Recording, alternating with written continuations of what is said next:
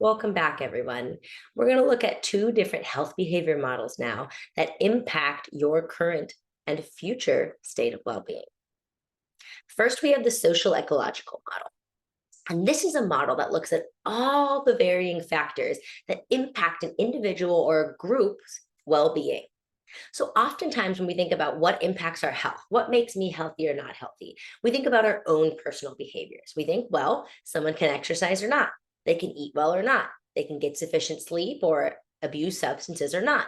And yes, those things have a huge impact on our well being, but there are also other levels and other factors that contribute to our personal well being. Now, we may not be able to impact each of these ourselves directly. We can impact these things indirectly by choosing to vote and how we vote, choosing where we spend our money and how we spend our money, when it's available, possible, choosing where to live. Again, not all those things are always choices that we have, but these are different ways that we can indirectly influence each of these areas.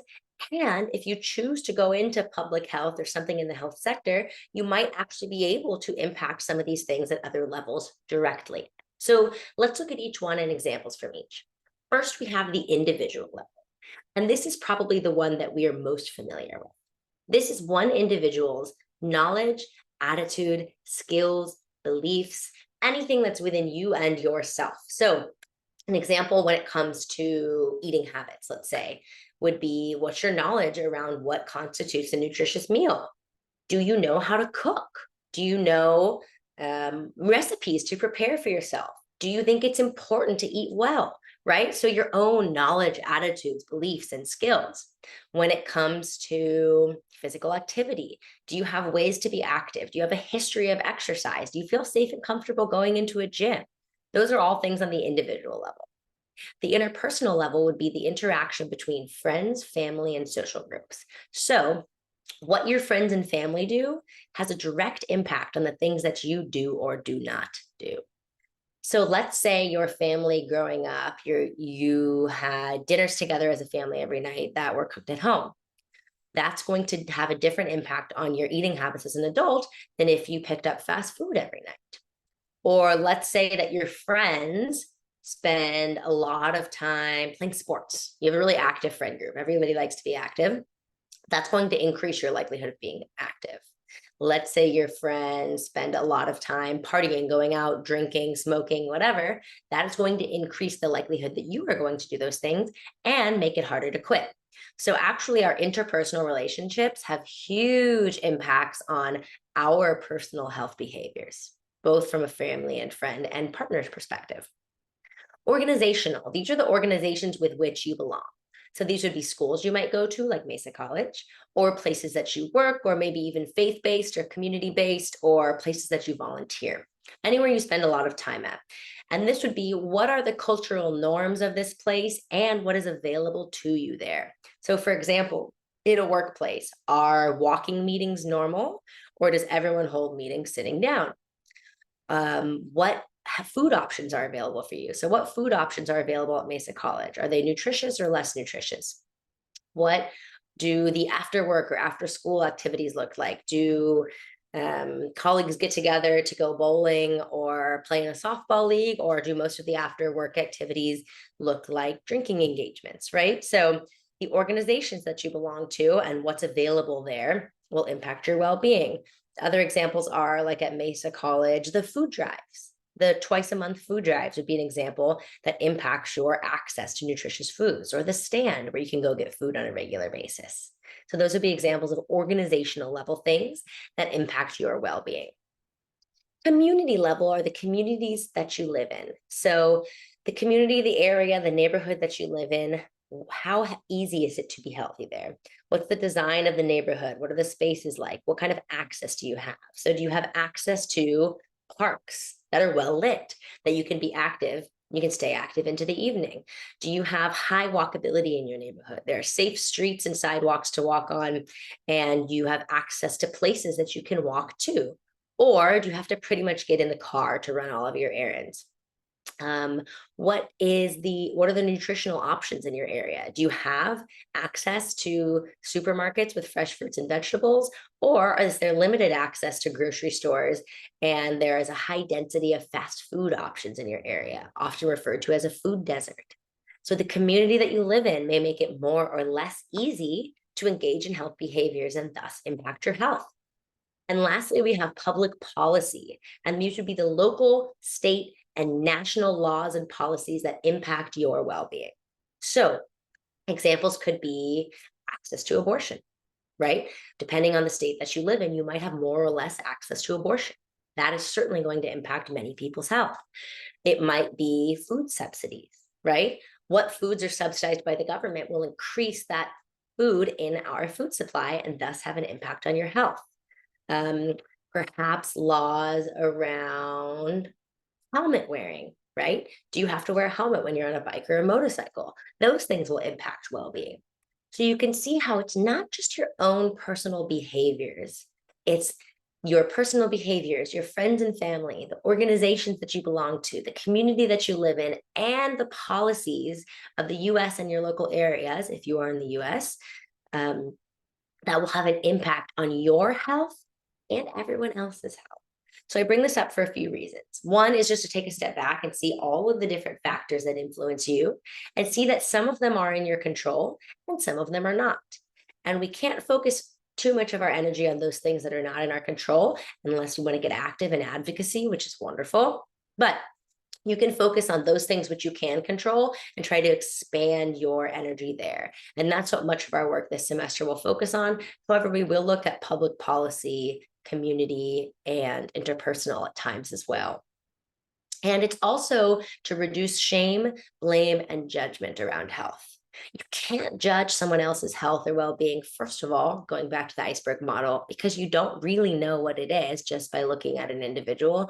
And you don't know the myriad factors that are playing into their own personal well being. You don't know what their family or friends' social norms are. You don't know what their life was like growing up. You don't know what their community is like. So you can't judge someone's health just based on the behaviors or outcomes you're exhibiting. There's so many factors that go into our well-being, and we can work best on influencing those positively and reducing shame, blame, guilt, and judgment beyond. Next, let's go to the trans-theoretical model, shorthand referred to as the stages of change. This is a model that explains how people move through healthy behavior changes, whether that is quitting tobacco or drug use, which this model was originally created around, or adopting healthy behaviors around exercise or eating habits or sleep. It's a 5-stage model with a possible 6th stage that we hope not to enter. So let's define and give examples of each of these and talk a little bit about how this model will impact your own health behaviors. So the first phase is pre-contemplation. And in this phase, as you can tell by the name, folks are not even contemplating making a behavior change. They're not even thinking about it yet. They're not yet ready to start changing. They might not even think or be aware of or be willing to admit that whatever behavior they're exhibiting or ignoring is a problem, right? So this is someone who smokes a pack a day but has no desire to quit. They don't want to address that it might have health impacts down the road. They don't care. Or it might be someone who goes to their doctor and they tell them they're pre-diabetic. They're on the road to diabetes. And they think, it's not an issue. I don't want to change anything now. I don't have diabetes now. I have other more important things to focus on. We'll kick the can down the road. That would be pre-contemplation. And so in that phase, it's really just important to raise consciousness and awareness. If you're in that phase yourself, it could be hard to start working on an issue. If someone else you know is in that phase, shaming and blaming and guilting them doesn't usually help move them into contemplation, but helping to raise their awareness and understanding of the issues of a certain behavior outcome and the potential benefits of change can be helpful. Contemplation is when an individual begins contemplating a new behavior. So they acknowledge that the behavior or lack thereof is problematic or will become so, and they're thinking about doing something about it. So there's an awareness there, which is key. It's the first step of behavior change. And they're trying to figure out, should I do something about it? Do the benefits outweigh the costs? And there's always a cost to behavior change.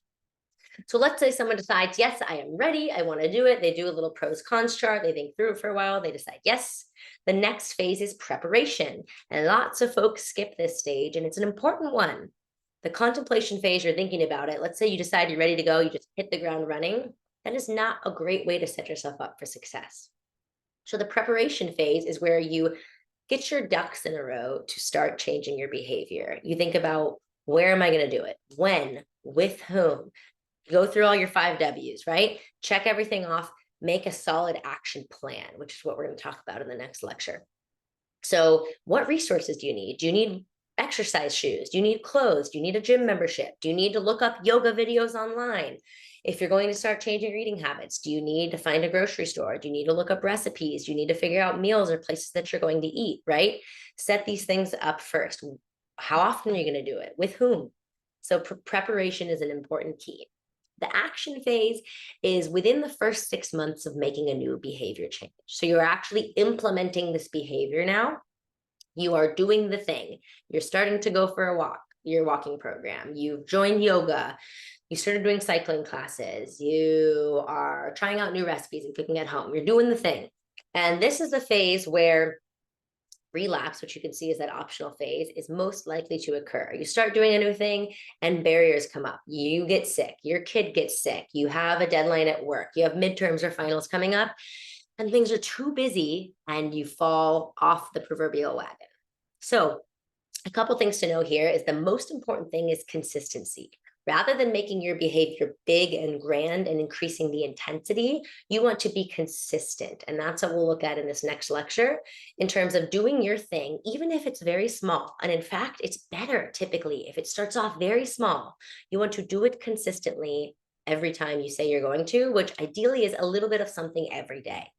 And that helps build this habit and momentum. And lots of folks will say, how long does it take to build the habit? Is it 30 days? Is it 60 days? How long is it? And really, building a habit is a lifetime. So this action phase is within the first 6 months, and then maintenance is where it more or less becomes habitual and part of your regular habits and routines and hopefully identity. But you always have to make the choice to continue doing the thing. Let's say you quit smoking and it's been 6 months or it's been a year, you still always have to make the choice not to go buy another pack of cigarettes, or not to go to that bar where you know you're going to be able to bum a cigarette from your friend, or to say no to it if they offer you. If you start exercising, it may become habitual and regular, and over time you might even start to enjoy it. It often does take a little bit of time for folks.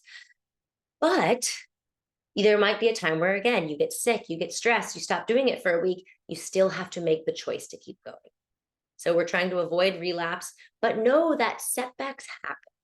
Relapses do happen. It is a normal part of behavior change. And another term for this would be recycling. You can see my recycling sign over here, where you kind of bump back a little bit into an earlier phase of this model. Know now that this is normal. Don't beat yourself up over it. It does happen. Ideally, you want to make those relapses or recycles as short as possible to get back on track. And you want to plan for them in advance. You want to know what kind of barriers are likely to come up so you can set up bumpers, if you will, to get you back on track more quickly if you start to veer off to the side. So that is the trans-theoretical model, stages of change, that predicts how people move through different behaviors. And when we start to think about the behaviors that you want to change this semester, take a minute to look here and think about, where are you at and what do you need to do, achieve, reach out to move to the next phase of this model so you can get closer to the action and maintenance phases of your goal. All right, stay tuned. Our next video is a big one on goal setting.